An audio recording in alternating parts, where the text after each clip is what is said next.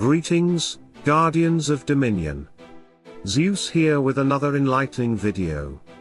Today, we're diving into a topic that's stirred up quite a bit of debate in the community, Jorgen's Leper skill. Recently, a player reached out, asking for more clarification on whether upgrading this skill is truly worth it. There's a lot of mixed information out there, and I'm here to clear it up once and for all. So, stick around if you're curious about how Leper really works and whether it could give you an edge in your battles.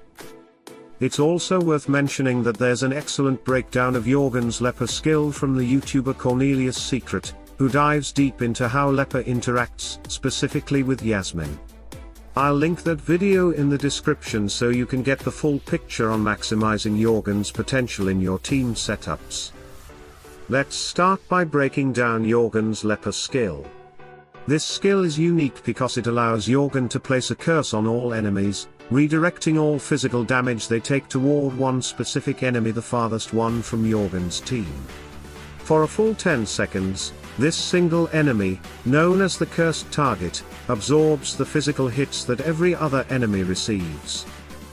However, to make sure Leper works at its full potential, it needs to be leveled to 130. Without maxing out this skill, the curse's ability to redirect damage is weakened when facing enemies above level 130.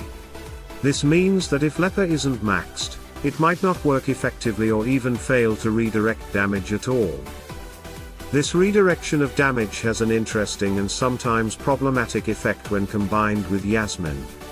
Yasmine relies heavily on her Embrace of Pain ability, where each critical hit she lands on her target applies a poison that stacks up to 10 times.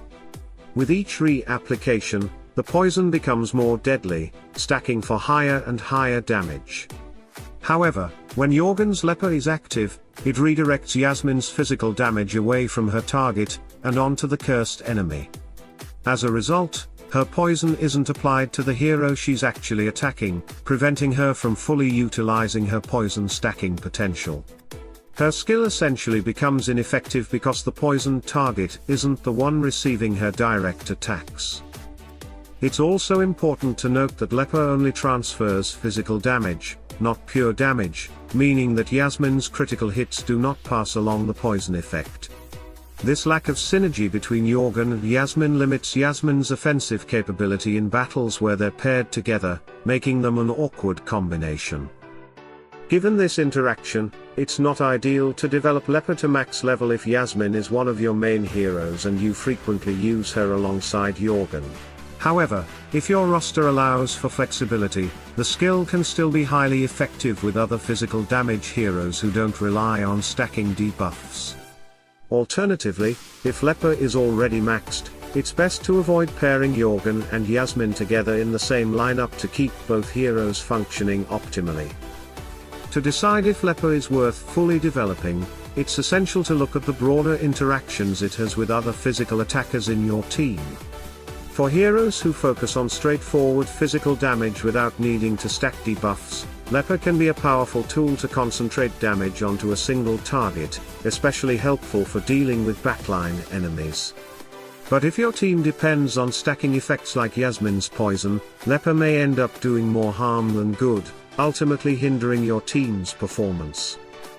In one of my previous videos, I discussed the synergy between Ishmael and Jorgen. Ishmael typically targets frontline heroes, but with Jorgen's Leper skill, that physical damage can be redirected to the farthest enemy, often in the backline where heroes tend to have lower defense. This can be highly effective, as many backline heroes are more vulnerable, and may struggle to withstand Ishmael's powerful attacks. The damage redirection from Leper can be a double-edged sword, offering advantages in some scenarios while posing risks in others.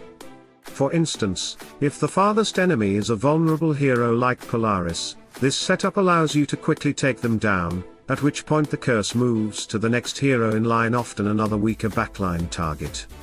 Likewise, redirecting physical damage becomes especially useful against high dodge heroes like Aurora or Dante, who would otherwise evade attacks. With Leper, Jorgen shifts the focus away from their dodge, sending the damage directly to other enemies and allowing your physical damage heroes to land their attacks more consistently without missing due to dodges. However, this strategy can sometimes backfire, particularly when the farthest enemy is a durable support hero like Martha. Martha is a known counter to backline attackers like Dew. Her ultimate ability not only heals but also accelerates her team by 250%, potentially activating her armor artifact and making it challenging for physical attackers to break through. When Jorgen's Leper redirects all damage to Martha, she often ends up in a continuous healing and team speeding cycle, causing her team to snowball in power. This loop can quickly become unmanageable, making it difficult for physical attackers like Ishmael or Dew to maintain an advantage. While this looping situation with Martha doesn't happen every time, it's a possible outcome to keep in mind when using Leper. Understanding these interactions can help you anticipate both the benefits and risks of using Jorgen's skill in different team setups and avoid potential pitfalls when building your strategy. As we've seen, Leper has its pros and cons.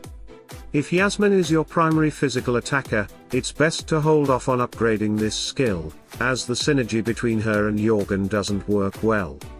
But for other physical attackers, Leper can be a powerful asset. I chose to fully develop Jorgen's Leper skill, and I don't regret it. I simply avoid pairing Yasmine with Jorgen and stay mindful of matchups where Martha is in the last position. With this approach, I'm able to maximize the potential of Leper while steering clear of its potential drawbacks, keeping my strategies flexible and effective. As we wrap up this deep dive into Jorgen's Leper skill, I hope you now have a clearer understanding of its strengths, limitations and strategic applications. Whether you choose to develop Leper or not largely depends on your roster and how you plan to pair your heroes.